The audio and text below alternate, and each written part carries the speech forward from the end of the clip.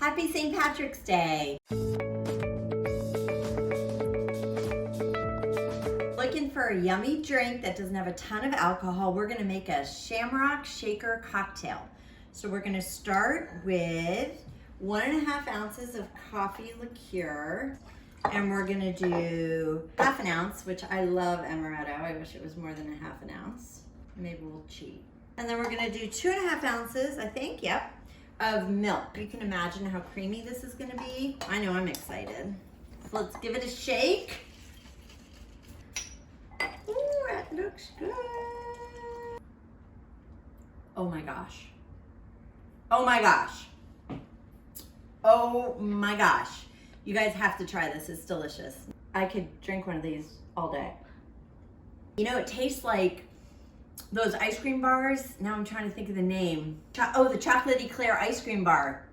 It's exactly what it tastes like. Just saying. So, enjoy.